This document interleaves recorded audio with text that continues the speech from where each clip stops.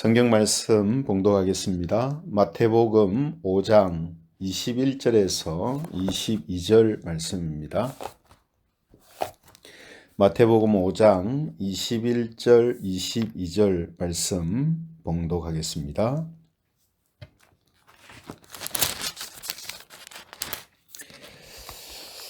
말씀을 찾으신 줄 알고 제가 봉독을 하겠습니다. 마태복음 5장 21절, 22절입니다. 옛 사람에게 말한 바 살인하지 말라. 누구든지 살인하면 심판을 받게 되리라 하였다는 것을 너희가 들었으나 나는 너희에게 이르노니 형제에게 노하는 자마다 심판을 받게 되고 형제를 대하여 라가라 하는 자는 공회에 잡혀가게 되고 미련한 놈이라 하는 자는 지옥불에 들어가게 되리라. 아멘. 오늘은 나는 너희에게 이르노니, 나는 너희에게 이르노니, 이런 제목을 가지고 말씀의 은혜를 함께 나누겠습니다. 어제 주일이었는데요. 주일의 말씀은 예수님께서 그리스도인의 의는 서기관과 바리새인의 의보다 나아야 한다 하는 말씀을 살펴보았는데요.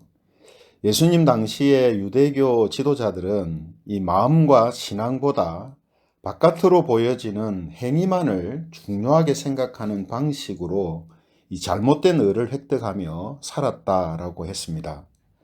반면에 그리스도인은 행위만큼 마음과 신앙도 중요하게 생각하는 방식으로 살기 때문에 그들의 의보다 나은 하나님께서 인정하시는 의를 소유하고 사는 사람들이다라는 사실을 함께 또 나누었습니다.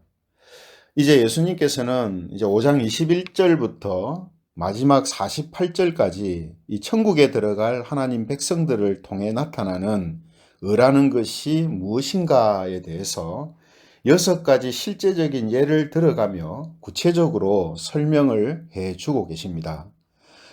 그 중에서 첫 번째로 나오는 내용이 오늘 본문에 나오는 이 살인을 예로 들어서 설명하시는 말씀인데요.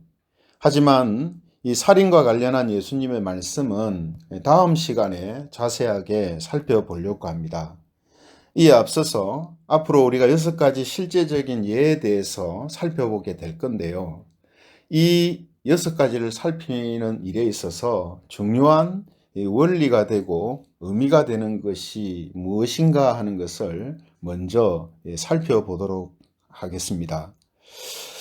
예수님이 말씀하시는, 앞으로 말씀하실 이 6가지 실제적인 예에서 조금은 다르지만 동일한 의미로 반복해서 예수님이 말씀하시는 게 있습니다. 그게 뭐냐 하면 옛 사람에게 말한 바 뭐뭐 하리라 하였다는 것을 너희가 들었으나 나는 너희에게 이르노니 뭐뭐 하리라. 이 표현을 예수님께서 6번을 계속해서 사용을 하십니다. 그래서 오늘 읽었던 본문에서도 바로 이 표현을 사용하고 계시죠. 옛 사람에게 말한 바 뭐뭐 하리라 했다는 것을 너희가 들었으나 나는 너희에게 이르노니 뭐뭐 하리라. 이 말씀이 오늘 본문에서도 나오고 이어서 27절 또 31절 33절 38절 43절 이렇게 6번이나 비슷한 표현으로 말씀을 하고 계십니다. 예수님의 이 말씀은요, 이 율법에 대하여서 바른 해석을 알려주신다라는 의미가 들어가 있죠. 그죠? 예전에 이렇게 말한 것을 너희가 들었는데 나는 너희에게 이렇게 말한다 하는 이 표현 자체가 예전에 그들이 들었던 율법에 대하여서 그들이 이해하고 있는 그 부분들, 그것이 부족한 부분들을 예수님께서 완전하게 이제 알게 해주시겠다라는 그런 의미로 말씀을 하고 계시는 것이죠. 그래서 우리가 서기관과 바리새인들을 보면요, 그들이 잘못된 을을 획득하며 살았던 근본적인 이유가 어디에 있는가 하면 율법의 참된 의미를 알지 못했기 때문이었습니다. 그 율법이라는 것이 왜 주셨는지, 또 좀 더 구체적으로 들어가면 율법의 그러한 어떤 조항들이 왜 하나님께서 주셨는지 그 의미와 정신들을 그들이 살피는데 실패했기 때문이라는 거죠. 그래서 단순히 문자적인 것만 보면서 그 문자적인 것들을 어떻게 지키느냐, 어떻게 지킬 것이냐, 그것을 지켜서 어떻게 의를 획득할 것이냐, 의롭다 하는 말을 들을 것이냐, 그래서 행동 지침을 만들어내고 그 행동 지침을 지키는 것에만 그들이 몰두를 했다는 거죠. 그러니 결국 율법이 가지고 있는 정신과 의미는 놓치고 껍데기만 붙들고 율법을 지키지 못하는 그런 사람들이 된 것이다 라는 거죠. 그러므로 예수님께서는 율법의 창시자시고 권위자로서 오늘 나는 너희에게 이르노니 뭐뭐 하리라 이렇게 표현을 하시면서 율법의 바른 정신과 의미를 지금 가르쳐 주시는 것입니다. 왜냐하면 말씀드린 것처럼 율법의 정신과 의미를 올바로 알 때에 좀 더 넓은 의미에서는 하나님의 말씀, 이 성경이 어떤 의미를 가지고 있고 어떤 정신을 이야기하고 있는가 하는 부분을 바로 알 때에 하나님이 인정하시는 의를 소유하게 되고 또 그 의로 살아가는 사람이 될 수 있다라는 것이죠. 그래서 예수님께서는 바로 이 부분을 지금 우리에게 알려주고 있는 거라는 겁니다. 근데 여러분 여기에서 우리가 주의해야 할 것이 뭐냐면 예수님께서 앞으로 말씀하시는 6가지 이 실예들이 그리스도인들의 또 다른 행동 지침이다 이렇게 생각해서는 안 된다 하는 점입니다.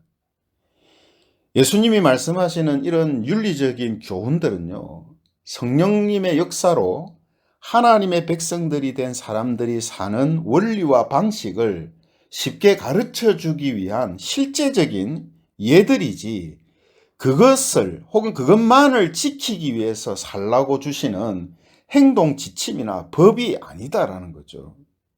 이 부분은요, 우리가 성경에서 율법을 보는 관점이나 또 성경의 모든 교훈들을 보는 관점도 마찬가지입니다. 율법과 성경의 모든 교훈들이 우리에게 행동 지침으로 주어진 것이 아니라 하나님의 백성들이 어떤 원리와 방식으로 살아가는지를 가르쳐 주시기 위한 하나의 예로 든 것이다 라는 겁니다. 이 부분이 정말 이제 중요한 부분이죠. 이 점을 혼동하게 되면 그리스도인의 신앙과 삶이 바른 길로 가지 못하게 됩니다. 잘못된 길로 가는 거죠. 그걸 보여주는 것이 예수님이 오늘 비교하고 계시는 서기관과 바리새인들 그들이 보여주는 이제 모습이 되는 것입니다.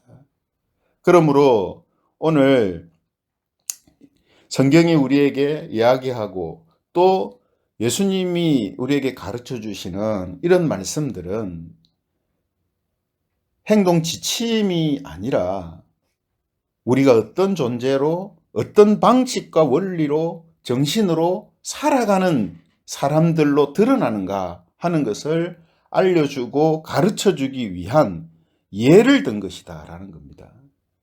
그러므로 우리는 그러한 어떤 행위, 그런 행동, 그것에 집중할 것이 아니라 그 행동과 행위가 나오게 되는 그 원리와 정신, 의미, 이것이 무엇인가 하는 것을 아는 것, 이것이 필수적으로 우리에게 필요한 거죠. 이것이 바로 우리가 알게 될 때에 우리를 통해서 바른 행위와 실제적으로 예수님이 예를 들었던 그런 모습들이 예들이 우리를 통해서 나타나고 보여지게 된다라는 겁니다. 그러므로 우리가 성경이 이야기하고 있는 율법과 성경의 모든 교훈들을 어떻게 이해하느냐에 따라서 우리의 신앙과 삶이 바른 길로 가느냐 아니면 잘못된 길로 가느냐를 결정하는 아주 중요한 그런 부분이 되는 거다라는 겁니다. 실제로요, 이 목회자와 교인들 중에는 신약 성경의 윤리적 교훈들을 지켜야 하는 행동 지침으로만 생각하는 경우가 있습니다. 그러니까 구약에는 율법을 지켰고 이제 신약에는 신약 성경에서 이야기하는 교훈들을 지키며 사는 것, 이게 신앙이라고 생각한다는 거죠. 그래서 온통 관심이 그런 지침들을, 그런 신약 성경의 지침들을, 교훈들을 준수하고 지키는 것에만 집중되어 있습니다. 하지만 이런 모습은요, 또 다른 바리새인들과 서기관들의 모습이에요. 그렇죠? 그들은 구약의 율법을 그렇게 했고 또 신약의 교인들은 또 만약에 그런 식으로 한다면 여전히 뭡니까? 율법과 신약 성경의 교훈이라고 그 대상만 바뀐 거지 신앙의 어떤 방식과 원리는 똑같이 살아가는 게 되거든요. 그러나 그것은 바른 신앙의 모습이 아니다라는 것을 예수님께서 지금 우리에게 가르쳐주고 알려주고 있다라는 겁니다. 그러므로 이런 제 모습들이 나타난다는 것은 기독교가 아닌 또 다른 종교를 만들어내는 게 되고요. 그리스도인이 아닌 종교인으로 살게 하는 치명적인 문제를 일으키게 됩니다. 뭐가요? 성경의 교훈들을 행동의 지침, 행동의 지침으로만 여기고 그것에만 집중하고 몰두하는 그런 삶의 방식, 그런 신앙은 기독교가 아니고 세상 사람들이 이야기하는 종교란 말이죠. 그리스도인이 아니라 종교인이 가지고 있는 모습이라는 겁니다. 그렇죠? 그래서 이런 모습이 많이 나타나는 것이 바로 사람들이 만들어낸 모든 종교의 형태고요. 이런 모습이 극으로 치우친 사람들이 이단이나 사이비 종교입니다.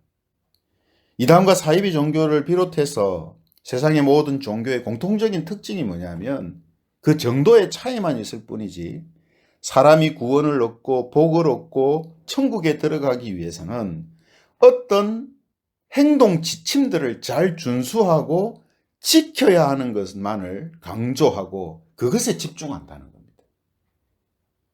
그래서 그들은 그거로 치우치면 치울수록 거기에 속해 있는 사람들은 엄청난 열심을 더 보이는 거예요. 왜냐하면 그런 행동들을 지키고 준수하고 달성해야 자신들이 기대하는 복과 구원, 천국, 영생 이런 것들을 얻을 수 있다고 믿기 때문에 그런 모습들이 나타나는 거다는 거죠.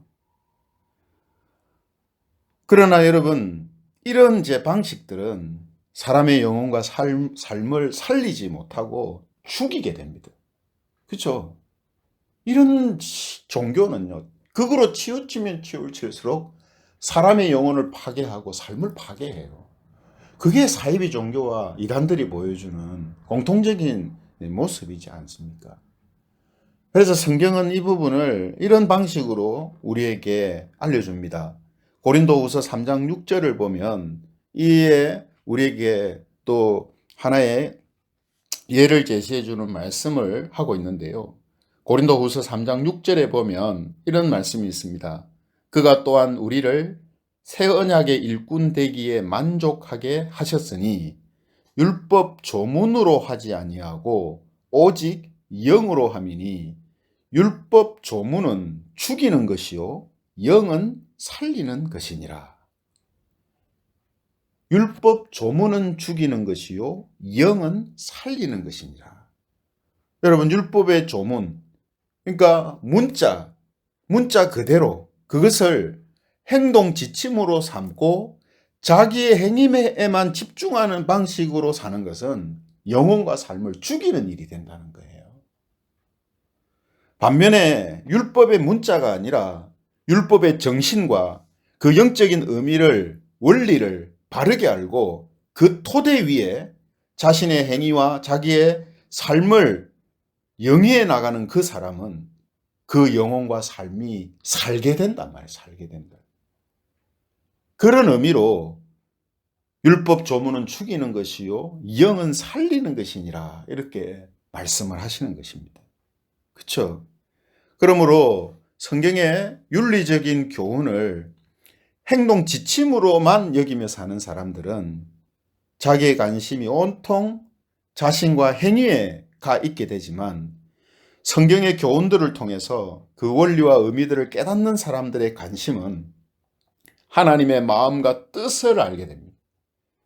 그래서 하나님을 사랑하게 되고요. 하나님께 영광 돌리는 그런 삶을 살게 되는 것이다 라는 것입니다.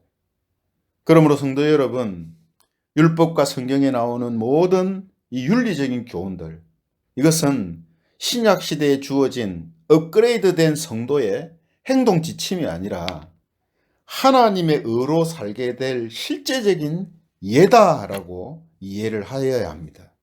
그래서 그런 지침들을 지키는 것만이 구원과 복과 천국을 얻는 길이라고 믿는 그런 사람들이 아니라 그런 지침들을 통해서, 그런 예들을 통해서 하나님의 뜻과 마음을 이해하고 그래서 하나님을 사랑하고 그분의 이름과 영광을 높이며 사는 참된 그런 그리스도인들이 되시기를 바랍니다. 오늘 하루도 이런 모습으로 하루를 살아가심으로 예수님께서 나는 너희에게 이르노니라고 하신 이 예수님의 말씀이 성취되는 하나님의 의로 살아가는 그런 저와 여러분들이 되시기를 주님의 이름으로 축원합니다.